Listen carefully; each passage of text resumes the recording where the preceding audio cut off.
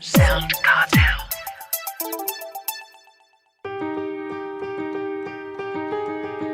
From SoundCartel, I'm Nicole Goodman, and this is Business Essentials Daily.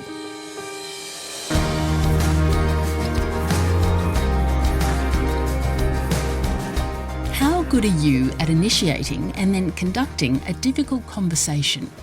Sometimes running an effective small business means traversing some tough conversations with staff. Former Xero CEO Steve Vamos has some practical strategies for addressing performance while fostering stronger team relationships. So how can you, as a business owner or manager, overcome your fears around difficult conversations? Steve is explaining to Jeff Waters. I always say, first of all, you have to step back and disconnect yourself personally a bit. So if you're a manager and you've got an employee, a person working with you who might have a performance issue, the way to deal with it is not to say, I think that you're letting me down or my expectation is this or that. Step back and go, look, we need to make sure that we have a good, strong relationship here between the work you're doing and what the team and the organisation needs. And what the organisation needs from your role right now are these things. And how you're going at the moment sort of indicates that you're challenged by certain things. Now, I should stop there by saying the point is it's not me versus you. You are facilitating a conversation between the needs of the business and individual.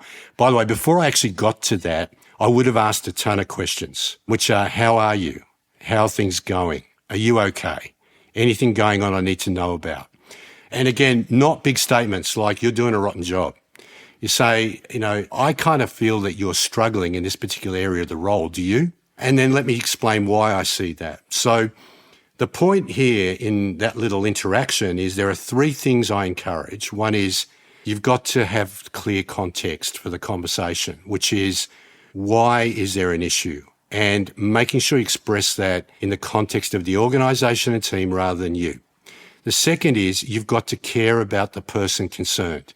You have to go into that conversation understanding you may hurt their feelings, understanding that they are going to be fearful and find it hard to accept some of the things you have to say.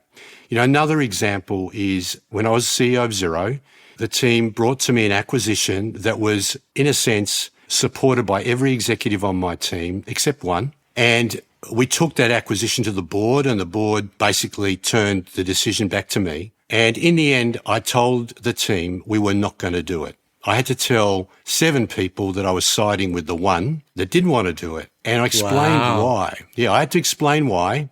And it was really that regardless of the quality of that particular acquisition, the focus we needed to have right now was inadequate on what we were already doing. And I didn't want to spread us thinner. And I can remember feeling uncomfortable going to that meeting because I knew I was disappointing a lot of people.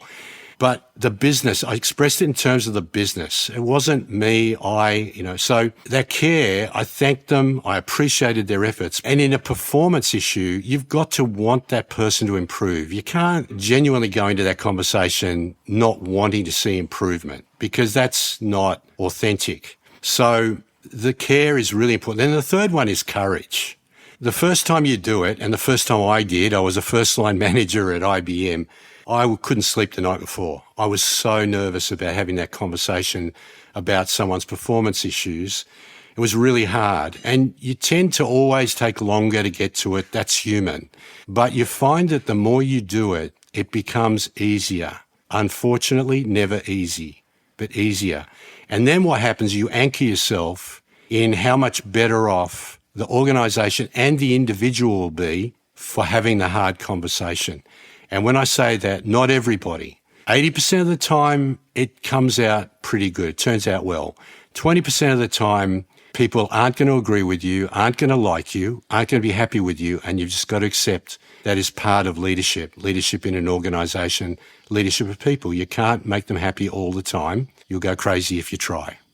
Steve, just to play the devil's advocate, though, listeners may be thinking, well, I'm the manager of this unit or I'm the owner of this small business. I'm paying these people to do what they're told. Why should I care so much about their feelings? So if you are in a small business and you buy a machine and you've got a choice. You can operate the machine properly and get 100 units of output, or you can not take advantage of the capabilities of that machine and get 60 or 70% output. Well, just to put it in basic terms, these people are capable of doing a lot. Especially, we talk about AI. The thing about AI is it's going to help a lot of people do their jobs faster. So the question is, are you interested in people doing the specified tasks you've given them, or are you interested in capitalizing on what they're capable of, what potential they have? They might be able to do all sorts of things for your business if they really understand why you're doing it, what's important, and how they can help. Also, for a small business operator, put yourself in your people's shoes. What people have you worked with that brought out the best in you? Were they the people who basically said, just do your job and don't complain? Or were they the people that really involved you? And so to me, humans are at the heart of progress in any organisation, and treating them well and listening to them is just good for business. And by the way, that's what motivates me to be as human-centric as I am. It's good. It works. I like people, but no more than anybody else, So this is it's good for business to do that. That's Steve Vamos, former Xero CEO.